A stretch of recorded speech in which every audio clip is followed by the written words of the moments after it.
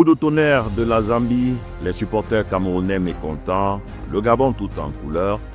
Bienvenue sur Score de Cannes, votre quotidien qui vous plonge dans les coins et recoins de la Coupe d'Afrique des Nations 2025.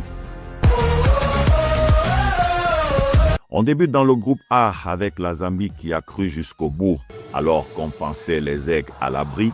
Après l'ouverture du score de Lassine Sinayoko à la 60e minute, la Zambie n'a jamais abdiqué. À la 92e minute, le serial buteur Patson Daka a surgi pour crucifier le Mali.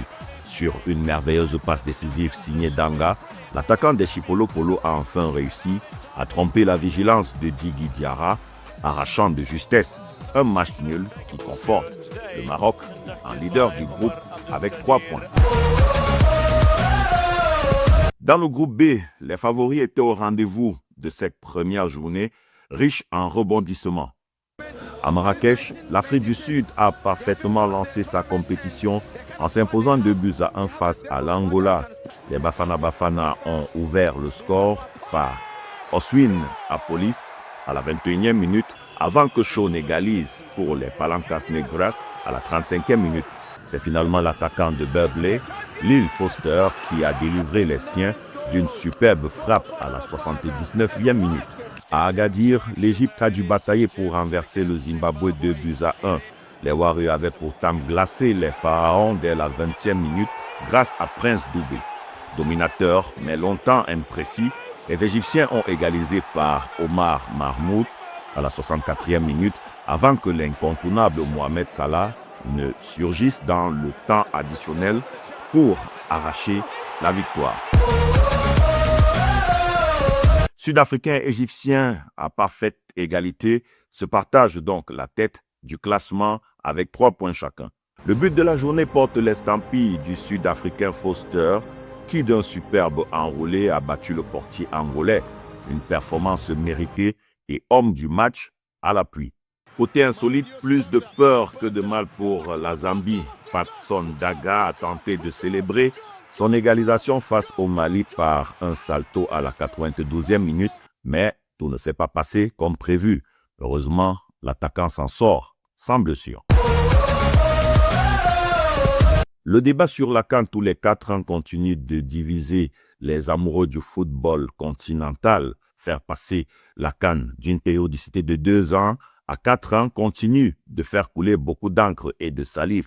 Une mesure à la solde des caprices du calendrier international et des clubs européens au détriment des intérêts du football africain, pense la légende de Joseph-Antoine Bell. C'est comme si on vous disait que pour ceux qui vont à la messe tous les dimanches, on leur dit que désormais la messe, ça va être une fois par mois.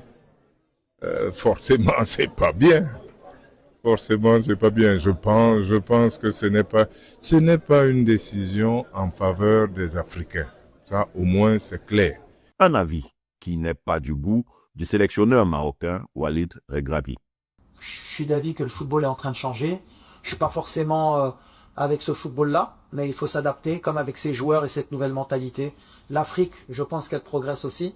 Je pense que cette compétition, elle est aussi forte que l'Euro. Parce que voilà, il y a des vraies équipes, maintenant il y a des vrais stats. L'Afrique va encore plus grandir, on verra la prochaine Coupe du Monde. Et dans les 15-20 ans, cette CAN, ça va être une compétition qui va être très suivie et qui va être vraiment compétitive. Parce qu'il y a des jeunes joueurs de très haut niveau qui arrivent. Et donc la CAN, forcément, tous les 4 ans, ce sera un vrai rendez-vous que personne ne voudra rater. Donc voilà, il y a des intérêts partout. Moi, mon intérêt, c'est de voir le football africain grandir. Tandis que beaucoup y voient la mainmise de la FIFA pour déstabiliser le football africain, la bonne nouvelle, c'est la prime record de cette 35e édition de la Coupe d'Afrique des Nations. Pour tenter d'apaiser les tensions, la CAF frappe le grand coup. Le vainqueur de la CAN 2025 empochera la somme record de 10 millions de dollars, soit environ 8,4 millions d'euros. À titre de comparaison, c'est une prime supérieure à celle reçue par l'Espagne après son sac à l'Euro 2024. La compétition africaine change définitivement de dimension. Nous l'annoncions en début, les ressortissants camerounais au Maroc expriment leur mécontentement vis-à-vis de leurs autorités qui les snobent.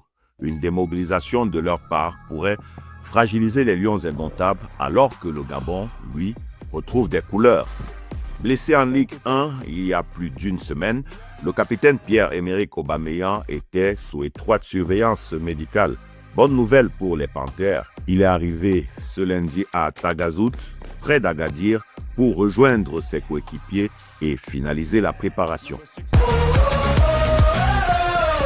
C'est tout pour cette édition de Score de CAN. N'oubliez pas de vous abonner, de liker et de partager pour ne rien manquer à l'actualité de la CAN.